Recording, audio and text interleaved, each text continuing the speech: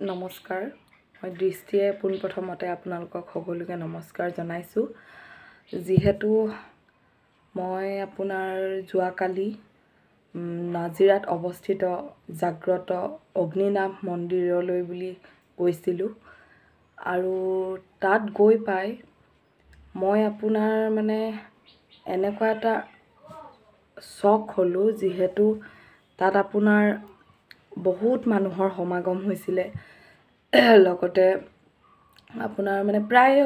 আপোনাৰ সোনকালৰ পৰাই চাগে মানুহৰ লাইন হৈছিল মই তাত গৈ পাওঁতে আপোনাৰ প্ৰায় 7:30 মানে হৈছিলে সম্ভৱতঃ মই টাইমটো ইমান নাচালোঁ কিন্তু তাত মই গৈ পাই আপোনাৰ যেতিয়া মানে দেখা পালোঁ আপোনাৰ এনেকৈ এটা লাইন হিচাপত দিয়া আছিলে বাঁহ বান্ধি দিছিলে এটা লাইনকৈ আপোনাৰ তাতে এখন ফ্লক লিখি থোৱা আছিলে যে আপোনাৰ বাবাক দৰ্শনৰ বাবে বা শৰাইৰ অৰিহণা মূল্য মানে দিবৰ বাবে এনেকৈ বা প্ৰস্থানৰ বাবে তাৰপিছত তাতে মানে প্ৰায় মানুহ লাইন হৈয়ে আছিলে যিহেতু আপোনাৰ বা বন্তি ৰাজহুৱা যিগছ মানে বন্তি আপোনাৰ ডাঙৰকৈ ৰাখিছে তাত তেল ঢালিবৰ বাবে এনেকৈ তাৰ পৰা মই প্ৰায় আপোনাৰ যেতিয়া তাত উপস্থিত হৈ দেখা পালোঁ প্ৰায় মানুহ ফুল আপোনাৰ গেটলৈকে মানে গেটৰ পৰা লাইন লাগিছে একেবাৰে আপোনাৰ বাবাক দৰ্শন কৰিবলৈ আপোনাৰ সেইডোখৰলৈকে তাৰপিছত মই উপস্থিত হৈ পিনে দেখা পালোঁ যেতিয়া মই তেওঁক চিন্তা কৰিছোঁ যে প্ৰভু ইমান মানুহ মই কেতিয়া তোমাৰ দৰ্শন কৰিবলৈ পাম যিহেতু মোৰ 9 মহীয়া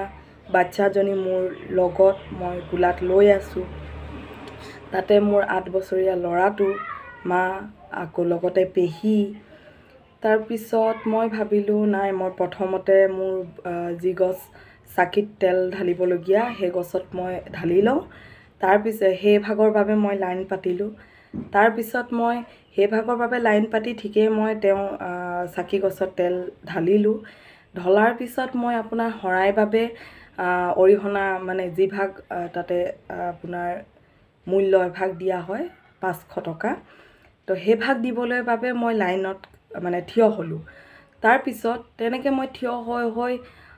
প্ৰায় গৈ আছোঁ যোৱাৰ পিছত মোৰ ছোৱালীজনীয়ে খুব আমনি কৰিবলৈ লওঁতে মই মানে ছোৱালীজনীক নাই মই মনাব পৰা নাই মই বহুত অধৈৰ্য হৈ গ'লোঁ নাই মই মনাব পৰা নাই তাৰপিছত কি হ'ল মোৰ মানে লাইনতে থকা দাদা এজন তেওঁৰ নামটো কিবা পংকজ দাস আছিল সৰি যদি ভুল হৈছে তাৰপিছত আপোনাৰ গুৱাহাটীৰ হয় মই তেখেতক ক'লোঁ তেতিয়ালৈকে আমাৰ চিনাকি হোৱা নাই মই জাষ্ট কৈছোঁ যে দাদা মোৰ এয়া দেখিছে ছোৱালীজনী ইমান আমনি কৰিছে মোৰ মানে আপোনাৰ মূল্যভাগ আপুনি শৰাই দিয়া স্থানত মানে আপুনি দি দিব নেকি এনেকৈ ক'লোঁ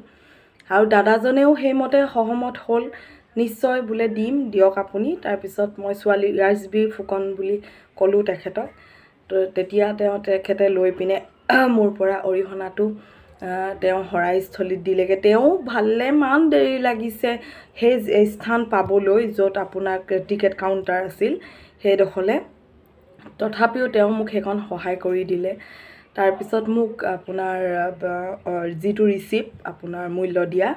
সেই ভাগ মোক দিলেহি দিয়াৰ পিছত তেওঁৰ লগত কথোপকথন কৰি পিনে ভাল লাগিলে মানে কি তেওঁ মোৰ লগত নিজে চিনাকি হ'ল ভালকৈ আমি কথা বতৰা পাতিলোঁ দাদাজনেও বহুত আকাংক্ষা লৈ পিনে যি জাগ্ৰত বাবা মন্দিৰ তেওঁক দৰ্শন কৰিবলৈ আহিছে বৌ আহিছে লগত তাৰপৰা মোৰ ছোৱালীক লৈ পিনে মোৰ ইমানেই ভাল লাগিছে মানে মোৰ ছোৱালীক লৈ পিনে তেওঁ ছয়তে জেঠিওচক দিছে তাৰপিছত মোক ছোৱালীজনীক লৈ পিনে 2খন ভৰিতে চুমা খাইছে মূৰত মোহাৰি দিছে মোৰ এতিয়া দুখ লাগিছে দুখ মানে নহয় এয়া এটা বিশ্বাস তেওঁৰ প্ৰতি থকা এটা বিশ্বাস যি বাবা তেওঁ সেই বিশ্বাসতেই গুৱাহাটীৰ পৰা আহি পিনে নাজিৰালৈ আহি আপোনাৰ তেওঁক দৰ্শন কৰিবলৈ আহিছে তাৰপিছত মোক মই কৈছোঁ তেতিয়া দাদা আপোনালোক কোন আহিছে সুধিছোঁ দাদাই কৈছে মই আহিছোঁ মোৰ পত্নী আহিছে আৰু তেতিয়া মোৰ ছোৱালীজনীক লৈ পিনে কৈছে এয়াল আশালৈ আহিছোঁ তাৰপিছত মই তেতিয়া ক'লোঁ যে আপোনালোকে চিন্তা নকৰিব, যিহেতু মনোবাঞ্ছা পূৰ্ণ মোৰ বিশেষকৈ হৈছে, সেইবাবে মই তেওঁক ক'লোঁ মানে আপোনালোকেও যি আশা লৈ আহিছে একান্ত ভক্তি মনেৰে আপোনালোকে সেই বাবাক দৰ্শন কৰক, তেওঁৰ ওপৰত বিশ্বাস ৰাখক, এনেকৈ বুলি কৈ পিনে মই আপোনাৰ